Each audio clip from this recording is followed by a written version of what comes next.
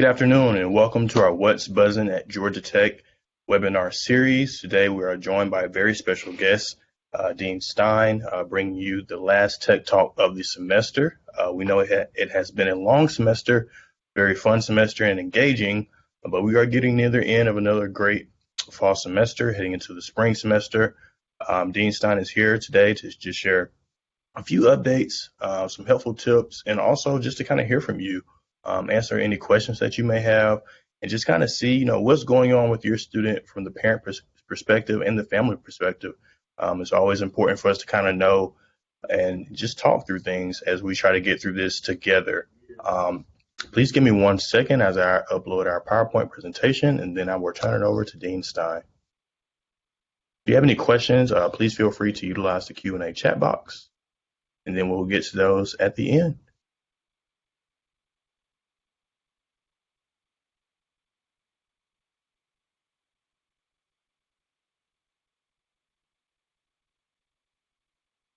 And without further ado, I'll turn it over to Dean Stein.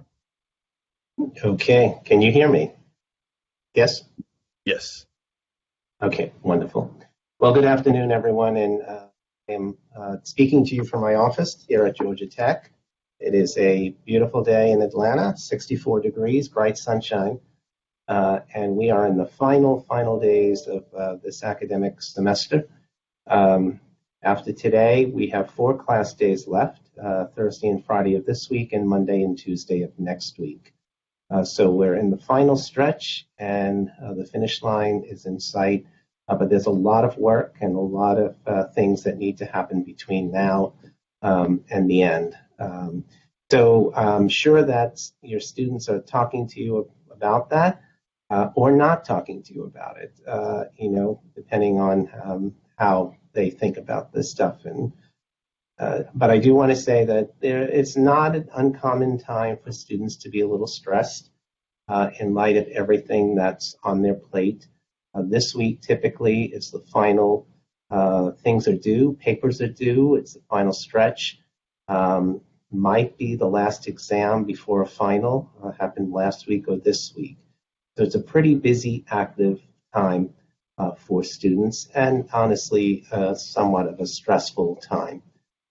Realities of grades are becoming more and more clear as they move to the final stretch and their final exams and stuff. So just kind of keep that in mind. And what I hear from parents at this time is that it's hard to reach them. They're not returning calls or a text or an email. And what I would say is some of it might be avoiding conversations, but honestly, some of it might be just that they're really busy trying to get it all done. I'm going to keep this very brief and then try to open it up to more question and answers. But I do want to kind of, it's always important for me to place you where they are, where we're heading over the next few weeks and months. So as I said, we're in the final instruction days, are December 6th and 7th, next Monday, Tuesday. Okay, that ends classes. Then on the 8th, we have 1 full day of a reading day. That is a day for students to regroup before finals begin. And it's not a day to, go off and explore something. It's really meant for a day to kind of catch your breath, rest, and start readying yourself for your finals. We have 2 additional partial reading days on the 9th and the 14th, and students have all this information. But a few years ago, after many students talked to us, there was a change to the academic calendar and to the finals calendar. Years ago, not too many years ago, we used to go straight through from Monday through Friday exams. And what we've done is to break it up over a week and a half with some gaps in terms of reading days or reading partial days to allow students to catch their breath and to not feel back to back. So that's the change that we made. I think students do appreciate it. And I think the faculty actually appreciate it and stuff. So it's meant to really reduce some stress and really kind of, it was part of a whole kind of mental health initiative as to environmentally and structurally what could we do to kind of address some of the stress that students were feeling. The 9th through the 16th is the final exam time. Okay, so that is that stretch of finals. No student should take more than 2 exams on one day. They have 3 exams, and I've already spoken to a few students that ended up, unfortunately, as the final schedule goes, with 3 exams on one day. If that's the case, they can petition to move the middle exam to another day. They can work that out with the faculty, or it defaults into the Friday, which is the conflict day for final exams. Okay, so there is a day, Friday, that last day, that is kind of a conflict day. What happens if your son or daughter calls you and says, "Oh my God, I slept through my final"? I know it happens every year, I want to say. Obviously, unintentionally, the student may have been up studying through the night and then fell asleep and missed the final. Now, if they wake up and the final's already in progress, let's say it's been going on for a half hour or more, even 15 minutes, they should go to the class, make their way to where the final is being administered, and speak to the faculty member or to the TA. It is at the discretion of the faculty member if they will allow that student to come into the exam room late. If not, they have to work out a plan as to what will happen with the student and the final. If they completely miss it, they just slept through the whole time, then what they should do is immediately email the faculty member and let the faculty member know that they missed the exam and, what is the resolution of this. Again, it is at the discretion of the faculty member to resolve this. Calling home and telling you, it's okay, they can do that, but that's not going to problem solve it. And even calling the dean's office, my office, will not problem solve it. The way to problem solve it is to have the conversation with the professor or the TA directly, either in person or via email, and try to resolve it. But they should do that very quickly. Okay. But it does happen. It happens for a variety of reasons. So every year we have a student run into the dean's office. I slept through my final. What should I do? And my recommendation to them is exactly what I just told you. Address it first with your faculty member and see if there's a resolution that the two of you can come to terms with. Okay? December 17th and 18th is the end of the term, and that's commencement weekend, Friday and Saturday. Friday is for master's and PhD students. Saturday is for our undergraduates. Grades are due the following Monday. Okay, so they're not due until after commencement. So let me just say, because every year this happens too, if you have a student who's graduating this December, and all of a sudden you get a call saying, "I think I failed this course," what should happen? Okay. What I want to say to you is that they should proceed as if they're graduating. They should go through the commencement exercise. Many times family have come into town, you have tickets for it, hotel reservations may have been made. They should go through commencement. Okay, the grades are not due until Monday, so no one knows that the student may not have made it. All right, on Monday, they can go in and officially look at their grade. And then if for some reason they did fail the course and they needed that course to graduate, then what would happen is that they would not be on the final list of students who have graduated. Their graduation would be postponed then until May, right? And they would need to take that class over again spring semester. I know it sounds like the end of the world, and I know it feels that way, but what I'm saying is that there is a way to resolve this, and there's still a way to go through the ceremony.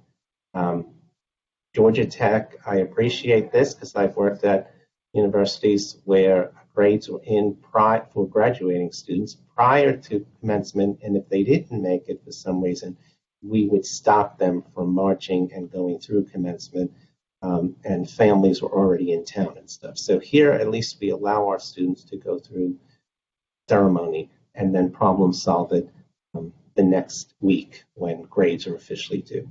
On the 21st is when grades are available online. Students can log in, and they should log in, and they will be able to see their grades online. If for some reason they have a grade dispute, they thought they were going to get the A, they ended up with the B.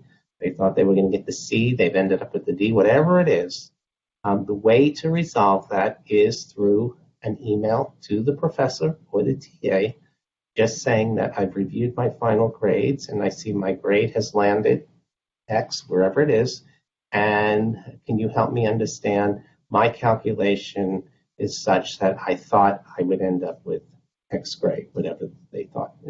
That's the way to first start the grade resolution in terms of a different of an opinion as to what they should have earned.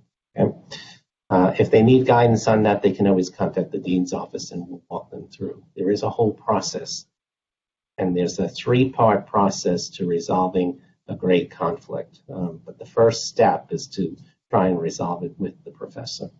Okay? From January 6th through the 14th is phase 2 registration, which means starting on the 6th, they could go in and tweak the registration that they have for spring semester. They can drop class, they can add classes. They'll have full access to whatever courses have become available. Now, if they're on waiting lists, they may be taken off waiting lists at that point and told that they're in the class. It's a very, very fluid time. So they should just keep checking and trying to get into the classes that they need. But phase 2 is a time where lots of change does occur. First day of classes is January 10th. And then on the 14th, shortly after we begin, there are no classes. It's officially Martin Luther King holiday. So we have no classes that day. All right. Now, what I want to say, the difference between a fall versus spring semester. Fall term, we have classes. We have Labor Day holiday, and then we go, and then we have fall break. Then we go for a little bit longer, and then we have a Thanksgiving break, and then we make it to the end of the term. So there's natural kind of blocks of time with a release, a kind of time off, a day or two, which makes a huge difference. Spring semester, we go 1 week, matter of days, break, and then we're in it consistently until March 21st, spring break for a week. There are no other holidays. There are no other breaks in classes. Spring has a very, very different feel to it. So, and first year students are adjusting to that for the first time because they're used to having these kind of short breaks like they did in the fall. They will not have that in the spring. And I can tell you that faculty and students and staff, by the time we get to spring break, everybody is ready for that week because it's an exhaustive run from the beginning of the semester up until that time. Okay, so, just as you talk through the semester with them, you might want to keep that in mind. And really for spring, this is true for any semester, but for spring semester, it's really a matter of learning how to pace yourself through those weeks, get to that point of spring break. Okay? So that kind of gives you a sense. And then really when we get back from spring break, we basically have a month until the end of the spring semester. So it's a pretty quick wrap up then once we get back from spring break until the end of the whole academic year for us. So very different feel in spring than it is in the fall. Can I have the next slide, please? So what I thought is to kind of just review maybe some helpful tips. Your student returns home.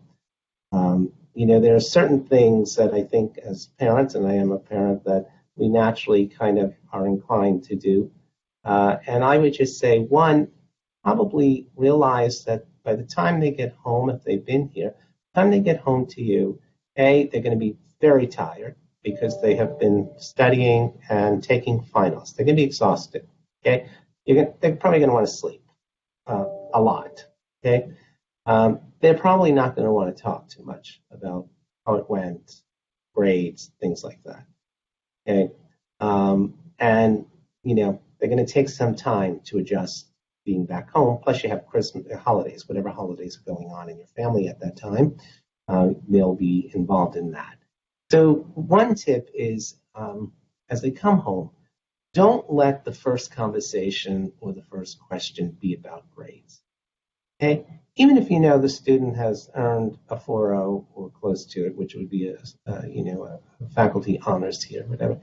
Try not to make that be the first question or the first conversation, because in the minds of students, what you've just done is that you have signaled to them that that's how you prioritize things, are their grades.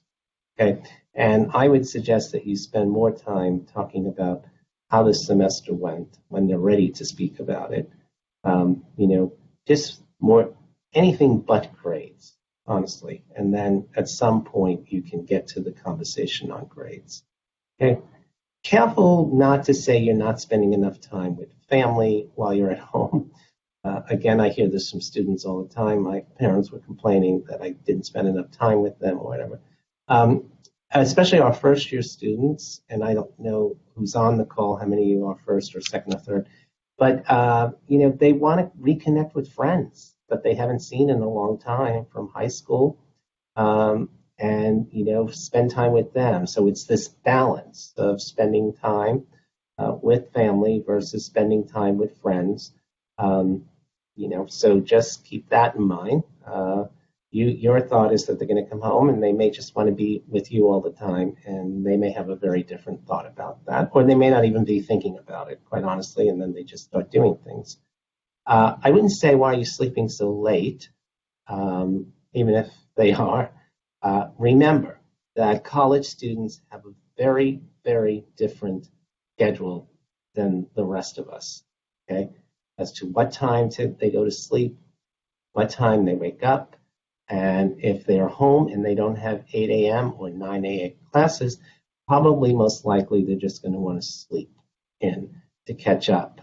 So, I wouldn't go there, too soon. Eventually you might go there. Be careful in terms of, anything related to the physical person. You've gained, you've lost weight, it may just be an observation, but the student might see it as a critique, and not a good one, a criticism. And so you want to be sensitive to that. Okay? I think eventually you can have conversations around that stuff, but I wouldn't start there. If they do share grades, I think what you don't want to do is ask the question, did you work hard enough?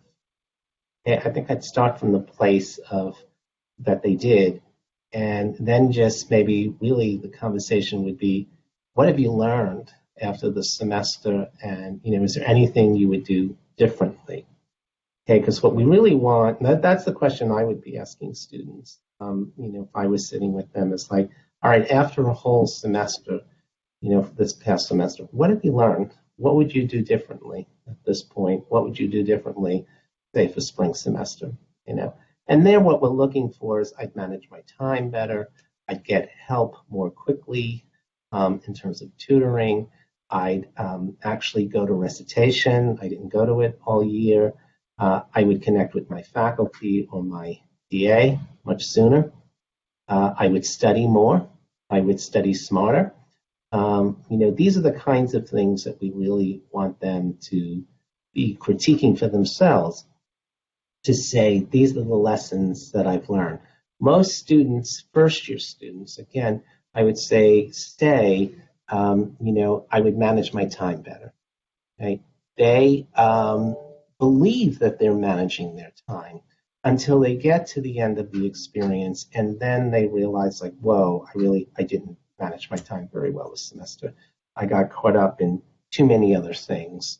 And so, there is some insight, but sometimes it takes a while to reach that point before they actually understand and can look back and see what they did or didn't do along the way. I'm teaching freshman seminar, and I have my last class with them tomorrow. And one of the last things they do for me in class is to fill out this kind of questionnaire. And part of it is to just, project to them to say, what advice would you give to someone who's just starting Georgia Tech? Because I want them to think back to their first semester. And some may have been here for the summer taking 2 classes, so that time also. But what advice would you give now that you've gone through this first full semester that you would offer someone new coming in? And I'm always amazed at kind of what they share. I'm not surprised by what they share, but they have wonderful insight at that point. It's just that sometimes along the way, students don't see it until they're able to look in the rearview mirror and then see things after the fact. So I am going to end there because I think that I really wanted this to be more of a give and take. And so I'm happy to respond to something, clarify something, answer a question that you might have. So feel free. Yes, Thank you, JB. I appreciate your comment. I'm glad the talks are helpful and informative. That's hopefully what they meant to be. So.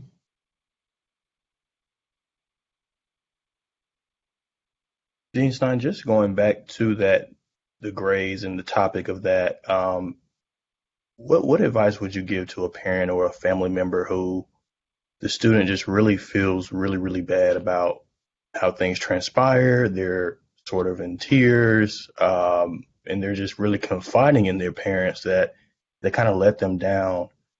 What advice would you give to a parent in that situation? If the student comes out and says it first.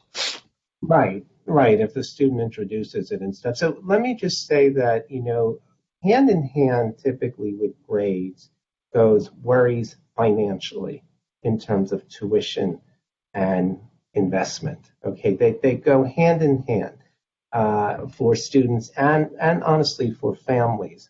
So if they are an in-state student, the greatest fear is the loss of the scholarship, Zell or Hope. Okay, and so that's what really is playing on the minds of students, that I'm going to lose this scholarship. It's going to cost my family a lot of money, and that is a tremendous amount of stress on students. And I also want to say it's a tremendous amount of stress on families. During orientation, I typically say to families, have a plan B. Okay, nobody expects going into this, particularly families from Georgia, believing that they need a plan B because the student has always excelled in high school and did so well and was such an accomplished student that, the thought of the student falling below a 3.0, seemed like a foreign possibility here. But in reality, it is true for a good percentage of the students who, for whatever reasons, may drop down from Zell to Hope, or in the end, may lose both Zell and Hope. Okay. Now, the good news is that, you don't come up for review until after the first 2 semesters. So it would be after spring. So nothing would be taken away from the student the spring term. If there's any loss, it would come in the next academic year. And the other thing is that you can gain it back if you're able to bring that GPA back up. All right. So in answer to your question, I think what I would say is that families should be thinking through a plan B if they haven't already. And you don't want to just dismiss it and say, oh, don't worry about it.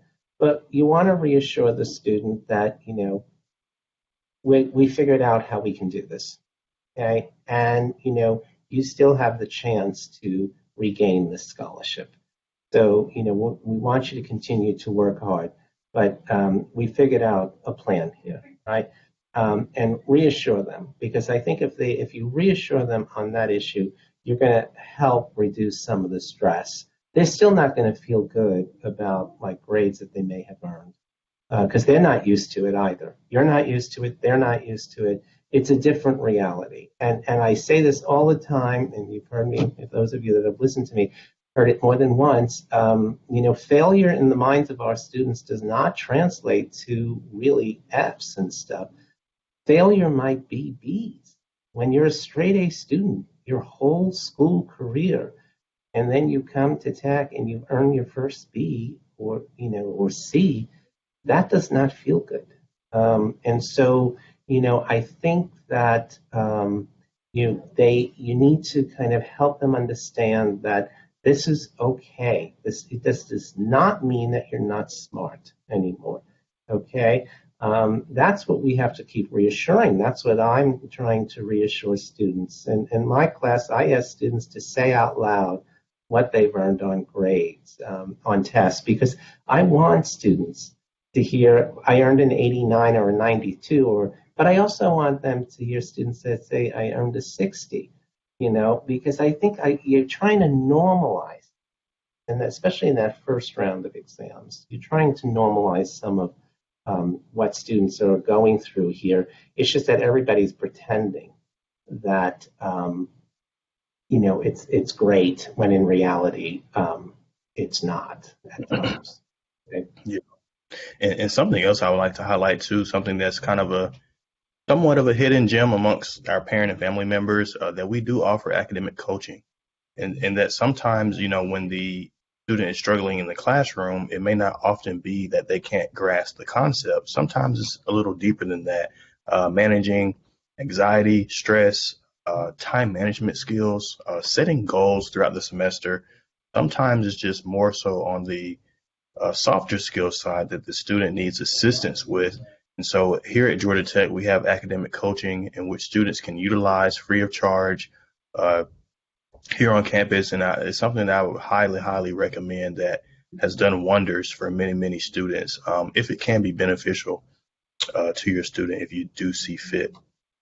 Yeah, it's a great point. There is help, and that's part of what would I do differently, right? Maybe that I'm going to go to more tutoring. Maybe that I'm going to go for academic coaching.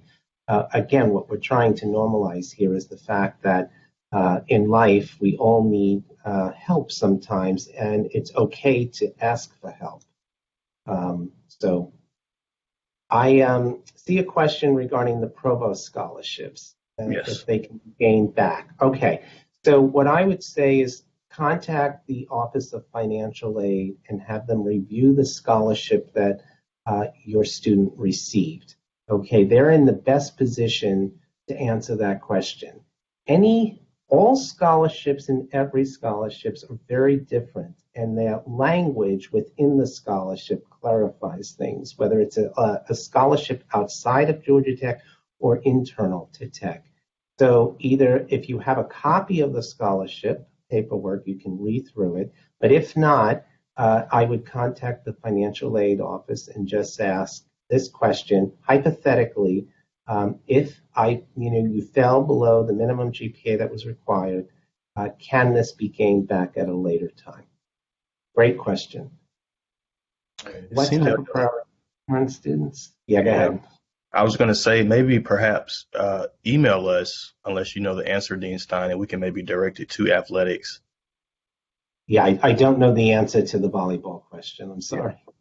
Yeah.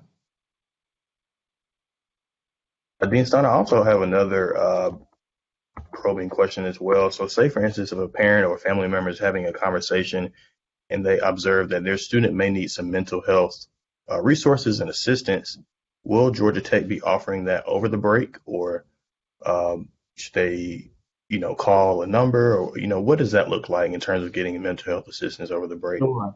Yeah. So if your student is an individual who had a therapist prior to coming to college, then what I would suggest is that they reconnect with the therapist back home, okay, and have a conversation, only because the institute is officially closed for a period of time. and no staff would be around to address issues. Okay, so if they're home, they should reconnect with someone. If they come home and you realize that there's really a need to be talking to someone, they're overwhelmed, they seem depressed, and go with your parent instincts on this stuff. Your student, and their previous behavior and mood and affect and stuff, and it really seems very different. You can ask them about it, but what I would also suggest that you do is, you ask if they need to really maybe talk to someone, okay, and try to find a therapist at home because they'll be home for 4 or 5 weeks, that they can have maybe a few sessions to review, to process what's been going on, and to kind of ready them to come back or make the decision, should they come back, okay? Because sometimes the student just needs a break, right? Nobody wants to give up tech, but you're not giving it up forever. It may just be that you need a break, and you need to take care of yourself. So I think it really depends. The Institute will officially open back up in January. I think it's the 4th that we officially reopen. And at that point, those of us in the dean's office and counseling center will be back in our offices. So certainly we would be available to have conversations with students and talk through whatever they need. A parent is asking about a recent AJC article that was mentioning some of the dorms on campus. Yes, issues of mold. Yeah, Yes. yes. This was a piece. Now, I think the genesis of it really had more to do with an issue at UGA. We were also contacted. We also did admit that we've had this issue in the past, and in some cases we may have even have some of it now. I can tell you that as soon as we are aware of it, and the student must report it immediately through a work order within the housing program, they will get on it. We have brought outside groups to mitigate the situation. At times, we've moved students out of the room temporarily to deal with the mold issue and stuff. But some of the buildings are older. The temperature here in the South and in Georgia, there are a number of reasons why this happens, but we do address it. We address it aggressively as soon as we know about it. But if a student ever mentions this to you, the first question you should be asking is, did you report it to the housing office through the work order? Great, thank you so much. Dean Stein, another question for you. Say, for instance, if a student is confiding in their parents or family member and says, hey, my grades are going well, all A's, all B's, not really struggling in the classroom, but outside of the classroom, I really had a trouble this semester making friends, making connections. What advice would you give to a parent or a family member to respond to that student in that situation? Yeah, I mean that's a great question, and I think that will be true for a number of students. They're not struggling academically. They're doing quite well, but in terms of their social lives and connections, they're really feeling like they're not making those connections and not feeling anchored here at Tech. There are things that they can do when they get back, right? There are people they can connect with. There are staff that can sit down and help them think through the different opportunities at Tech and how to get involved in those opportunities. There are people that can pave the way for them in terms of introducing them to different organizations and opportunities and stuff. Yes, I always say that a lonely student who is feeling isolated may be doing well academically, but they're not a successful student, and typically they don't really feel very good. It is one of the biggest kind of hidden, I would say, challenges on college campuses that students don't readily admit. But I had as part of an SGA retreat, student government retreat, I had a very insightful student who asked me the question, Dean Stein, what's an issue that you're aware of in the position you sit in the conversations you have with students that we as student and student leaders may not see? No other student ever asked me that question, which was amazing that no student thought of that question. But and it took me a moment to think about it, and my response is loneliness, because it's amazing how many students I sit with who talk to me about feeling lonely and really not connected. And it was 3 students after that retreat who were at the retreat, who were our student leaders, contacted me and did say to me, I was one of those students in my first year. And then I found a way to connect and to be engaged and involved in things, and it made all the difference. And that's what we want to encourage, that even if you have been here a while, even if you're in your second, third year, there's still time to make this happen. You should not go through this whole experience without feeling a sense of belonging. And I think also too, it's good to kind of set smaller goals with your student, help them set smaller goals, maybe just making one connection, attending one interest meeting for an organization, attending one on-campus event, not necessarily attacking all of those things at once, but say, kind of break it down and just simplify things for them, so that way they don't feel overwhelmed or pressure. Just be the big person on campus all in one week. I think that's also good advice that you can share as well. Sure.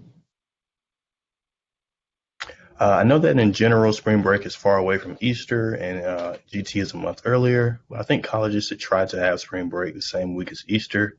Usually parents and siblings who work have off days for Easter, not necessarily in March, and the student has to come back alone. Yeah. Well, my thought to that is that Easter does, it's generally around the same time, but it's not always the same time. The challenge that we have is anything that moves us into April, we would be putting students on break probably with 2 weeks left to the term. You have to remember that we really end classes here by the end of April. Okay, so, or the very, very beginning of May.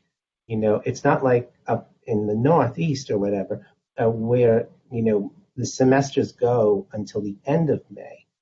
We end fairly early, and that seems way too late that we would be giving students time off, just as we're like in the last 2 to 3 weeks of a semester. So that's why I think it happens in March. Okay, but I understand it in terms of, students wanting to spend holidays with their families and stuff, whether it's Easter or another holiday that they want to spend. The one thing I will say is I'm going to talk about a situation that happened this week. I was CC'd on an email that a student sent to her professor saying that she, realizes now that she will not be here at Georgia Tech when her final will be happening this semester, I believe on the 14th, I think it was. And she'll be out of the country. Okay, and she was asking the faculty member if the faculty member could work with her in creating another opportunity for her to take the final. Well, the question the faculty member asked back was like, why are you leaving the country before your final exams are not over, right? And she responded back with, my mom made a reservation and we're leaving, And, then she emailed me offline without the faculty member and just said, Dean Stein, like, I can't be here. I have to go and I don't know what to do. And, I had to be honest with her. And I said, look, your mom should have never done that. You should never have kind of created a reservation that was not out of an emergency situation to get somewhere, right? Well, that's different. But to just plan something before your finals ended and it's your responsibility to know when your last final is. I said, now this is at the discretion of your professor. We cannot force your professor to come up with a different solution. Okay, this is at the discretion of the faculty member. And we went back and forth, the three of us, the professor, myself, and the student, in conversations. And, finally, and then the professor came offline and had a conversation with me. And, basically, we thought through some options. One is to just say, I'm sorry, and give her an incomplete, and then she'd have to take the final when she gets back in January. Okay, that would have been one option. The other option would be to allow her to take the final early. Okay, the problem for the faculty member there is that it exposes the final, or he would need to make up an additional final that's different for the other students, because even if, she says, I'll say nothing, he's got to be sensitive to the fact that at that point his exam has been exposed and there is a possibility of somebody learning something about it and stuff. And so the way they worked it out was that he, and this is very generous of the faculty member, I have to say, he kind of said, if you can do this way, and, she will take the final on the last day that she's here, right before she's supposed to be leaving. And she will meet him at a certain time, and he will set her up to sit in a room, take the final, and, and that's how it's going to happen. And he said, and that's the only option that I can offer you at this point to accommodate this. And I just responded back saying that I thought it was a generous of him to figure this out with her and to work out a plan. But please don't ever do reservations to go away somewhere, and until students check and double check when their final exams are over. It put everyone in a real bind. The student was very much upset and concerned about it. The faculty member was trying to sort it out, but he wasn't too pleased. So, yeah. Yeah, I think that's great advice. If my student wanted to receive a COVID test or begin the vaccination process during finals week before they come home, could they? Yes. They need to go online. There's vaccination clinics that they're given out there during the week, and the student goes online to the health center and looks for a time that they can do it. For the testing side of it, there's testing almost every single day, and that will continue through when we break. I get tested every Monday over at the theater, and they're there on Mondays, and I go over and just get tested every week. So the testing is available. The vaccinations are available. You have to go online and create the appointment. The booster shots are available also the same way. You just go online and create the appointment and stuff. So we are continuing this through the whole semester. And I do want to say that I want to reassure you that the cases right now on campus are very, very, very low, very low.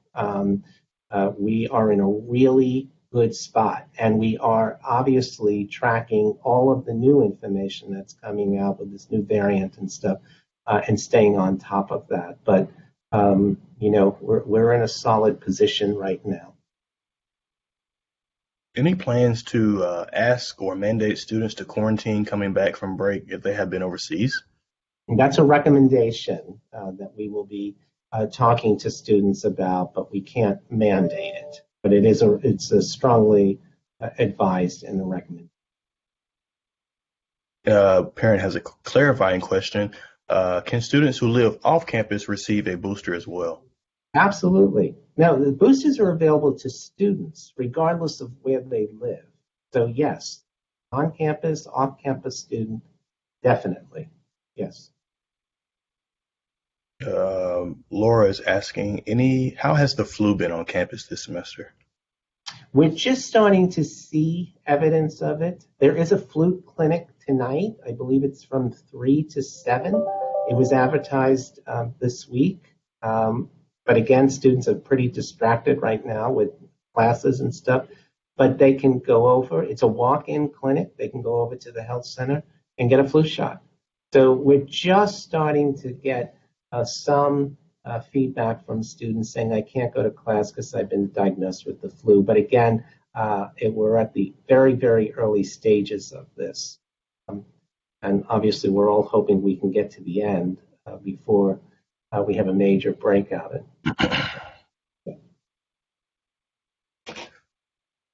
And I would like to just take this time also just to make a quick public service announcement that today our office launched the registration of SIBS Day. And so we know that as the students get ready to transition back home for winter break, they may be interacting with their siblings, their cousins, or neighborhood friends. And so we do Siblings Day, which will be next semester, March 5th, which is a day in the life of a college student. You come on campus, activities, you get to eat in the dining halls, attend a basketball game, lots of fun things planned for the day. But it's really great. We offer it for ages 7 to 18 for anybody in the family or friend of the family.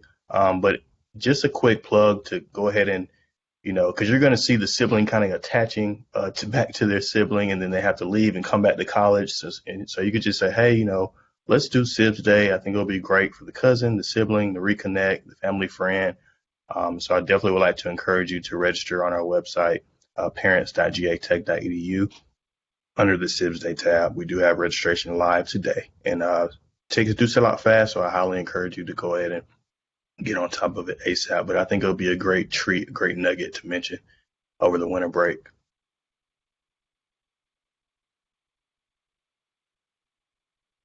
Any other questions? I don't see any other questions. We'll give it another minute just to allow any final questions to come in. Dean Stein, we know that you've been at Georgia Tech for almost 20 plus years. Yeah, 20 years now. This is my 20th year. Yeah. So you've seen a lot.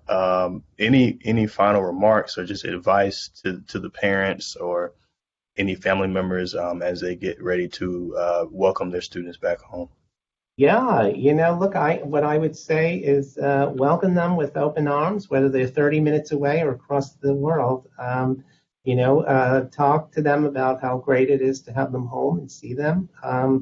Just reconnect with them, give them a little bit of time to just settle in back home, get some rest, and, treat them to some good meals and stuff like that. And, just in their own way and in their own time, they'll talk to you about things here and stuff. And again, what I would say is that during the time home, if you really suspect something that just doesn't feel right, just find a way to ask, is everything okay? Or if you still feel that, then you should contact me or, one of my deans and just say that, you'd like us to check in when they return to Tech.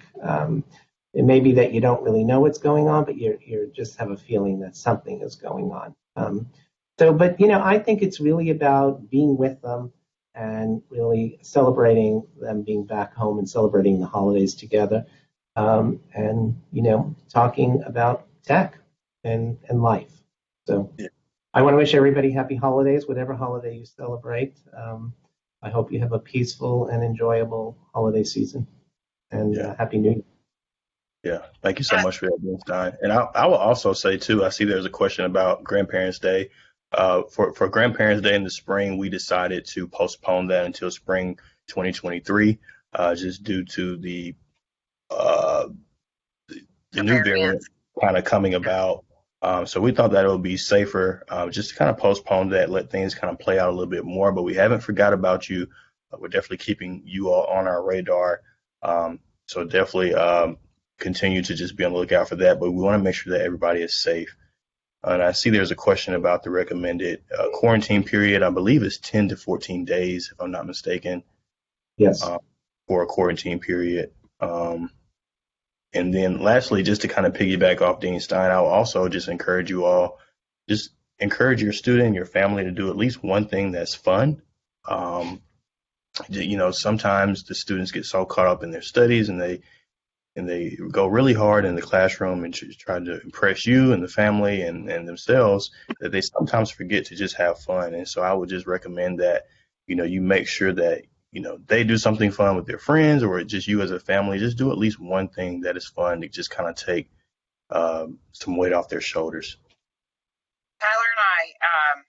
Lacey, Tyler and I do little goodie bags for the students that are in our office, and I put little things in there like Play-Doh and little mini etch-a-sketches and silly things, and they get so excited about socks and these little silly things that I put in that I just am like, they just get so excited about just candy and little things just because they just want to be little kids because their brains are just tired. So whatever you can do when they're either sending a care package or when they get home, just like Tyler said, for them to have a little fun and just rest for a little bit is great. So, and thank you so much for everyone tuning in. We appreciate you. Thank you so much, Lacey. And as one of the other parents asked earlier, this will be recorded. We know that Dean Stein dropped a lot of gems and nuggets earlier today, so that way you can share this with other parents and family members that you may know, or just rewatch it. So this will be posted to our website and our YouTube channel later on this afternoon. And so, of course, if you have any questions, please feel free to call our office 404-385-1396 or email us parents@gatech.edu. We are so excited that we made it through another fall semester and looking forward to the spring, and go Jackets.